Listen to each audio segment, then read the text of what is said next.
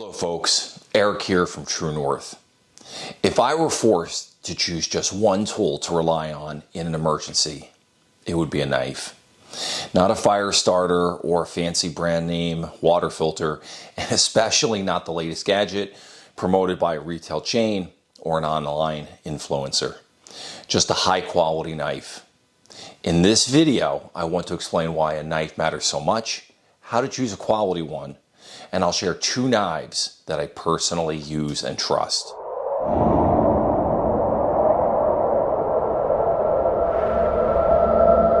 A survival kit or go bag without a knife is, in my opinion, only half full.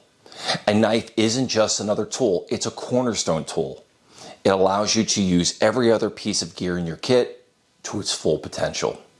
For example, one of your core survival priorities in an emergency is the ability to make fire. Fire, after all, helps you to purify water, stay warm, signal for help, and most importantly, maintain your morale, your positive mental attitude, which is your most important survival priority. Here's the issue. You can have a fire starter, you can have a tinder, but without a knife, turning that initial small flame into a sustained, useful fire becomes slower, harder, and much more exhausting. With a knife, you can cut, gather, and process kindling and fuel much more easily, efficiently, and quickly. Without one, well, yes, it's possible, but why make an already difficult situation even harder? Don't misunderstand me. Ideally, your survival kit or go bag should contain a mix of tools and key items so that you're better able to quickly and easily meet your survival priorities. My point now is simply to underscore just how important a knife is to deal with an emergency.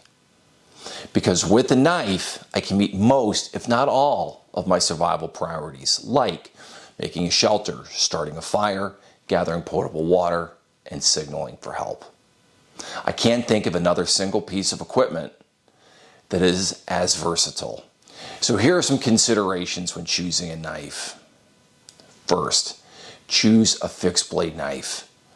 I carry a folding knife every day. I also carry a multi-tool. They're both useful, but they're supplementary tools, not primary ones. In cold conditions with numb fingers or with an injury like a broken arm, a folding knife becomes challenging to even open. A fixed blade is ready the moment you draw it. Second, your knife should be full tang. That means the steel runs from the tip of the blade all the way through the handle. In a survival situation, your knife isn't just for cutting.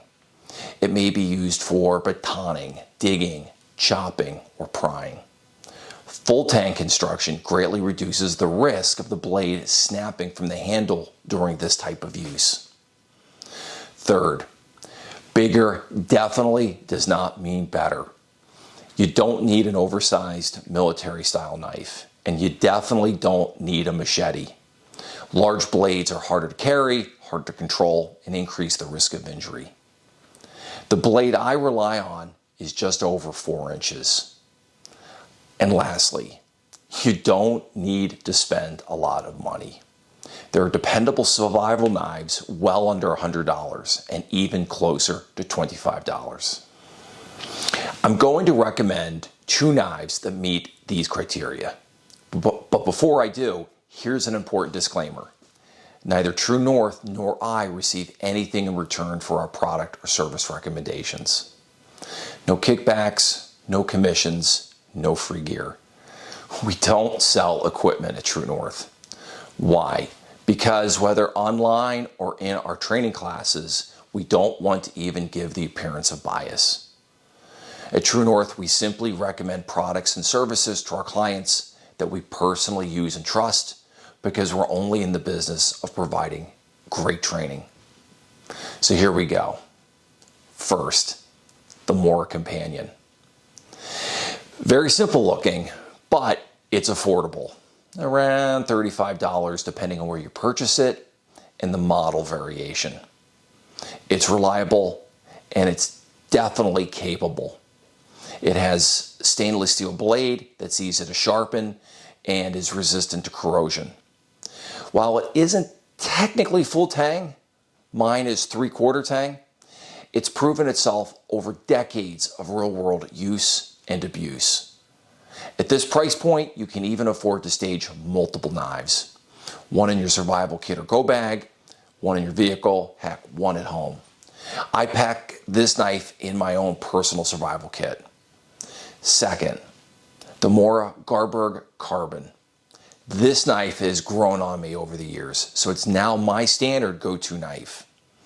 It's full tang, extremely robust, and performs exceptionally well under hard use.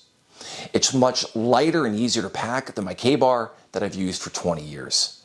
It's carbon steel, which requires more effort to sharpen, so it should be wiped down and lightly oiled to prevent rust. But it holds an edge well and excels in demanding conditions. If you're willing to maintain it, it's an outstanding tool. A knife is not just another piece of gear. It supports nearly every other survival priority. Choose thoughtfully, carry it consistently, and practice using it. If you found this video helpful, please like it, subscribe, and leave a comment. Maybe let me know if you had to choose just one tool to rely on in an emergency, what would it be? And if you want hands-on training that goes beyond gear and focuses on real-world skills, visit True North and explore our courses. When it matters most, you'll be glad you did. Stay well and stay safe.